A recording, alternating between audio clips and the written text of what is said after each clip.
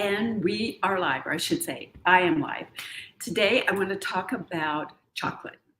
Now, for years, and for many years, I mean like decades, we've talked about the benefits, we being those of us in healthcare or that deal with diet or those kinds of things, talk about how nutritious dark chocolate is, how it has the flavonoids that are good for us, how it has some of the minerals like magnesium and other things in it that are really super good for us.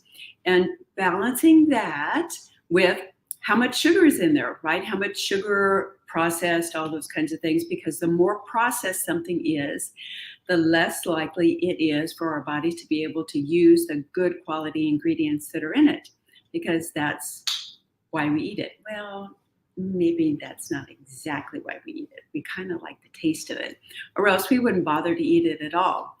But there's been a study that's come out and a report that talks about some of the challenges associated with chocolate. And I want to talk about one in particular, and that is that there are traces of heavy metals, two in particular, cadmium and lead, that have been found in chocolate, and in particular in dark chocolate. So dark chocolate now has things in it that are not good for us. And when you look at the reports and the things that are listed as far as the tracking that they did, talks about lead and cadmium being in much lower concentrations in white chocolate, milk chocolate, those kinds of things. So what do you do with this information? Now, we've been telling you, eat dark chocolate, it's good for you. It has all of these great things in it. It has less of the sugar and less processed than the milk chocolate or the white chocolate, which have loads of sugar in them, as well as are highly processed. And we are saying, okay, now there are issues associated with dark chocolate. So like with everything, the more that you know, the better the decisions that you can make. So I am going to post two studies, or one study and one article, and you can actually go through and find the brand of chocolate that you like and that you eat and check it out to see what the levels of the lead and the cadmium are. Now, both of these are heavy metals. They have the body has a harder time getting rid of them. It can, your body absolutely can, but we want to really lower our exposure to these. And you can do that by being mindful about what chocolate you eat and how much. Now, one of the questions that I had when I started doing this research is, how the heck did this stuff even get into the chocolate in the beginning? Because one of the brands in particular that they followed, Trader Joe's, back 5 years ago, didn't have these, and now some of them have toxic levels or levels above what is recommended for ingestion in them. Two different ways. One is they think that the cadmium is actually absorbed through the soil.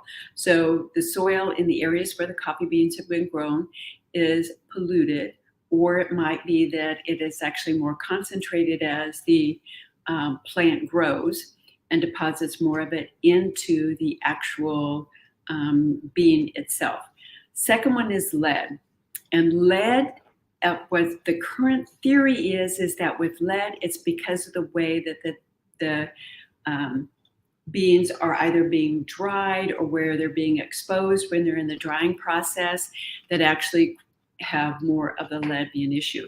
I know when I was in India, I went to a tea farm, and they actually talked about the difference in the drying process that some of the various farms used. And one of them, they used a gas generator that blew hot air onto the tea leaves themselves in order to dry them out. And what they found was that by doing that, the lead that was in the fuel actually accumulated onto the tea leaves and made them toxic. So I suspect there may be something along those lines here. I don't have any additional information. Again, I looked at these two pieces of information, and it as though these organizations are trying to figure it out. There's actually been a class action lawsuit filed against a couple of companies about the amount of toxins that exist in their chocolate. So before you panic and say, throw all your chocolate out, check out the charts that I have. It'll actually go through and list them. I'm assuming these are based on serving size of the chocolate. So one of the other things is cutting down the amount that you have, cutting down the frequency that you have it. I personally use Creo Brew, which is a coffee bean that I then brew it like I would coffee. Was not a lot of detail on that except the one kind, which is the kind that I actually drink.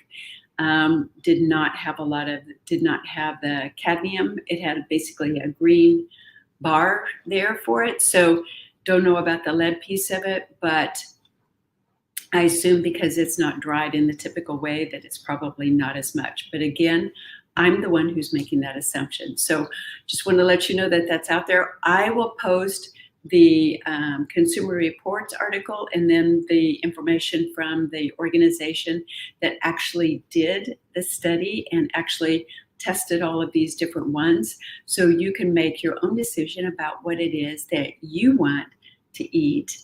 And knowing that, you know, the best chocolate still is the dark chocolate, but being mindful about which one you buy.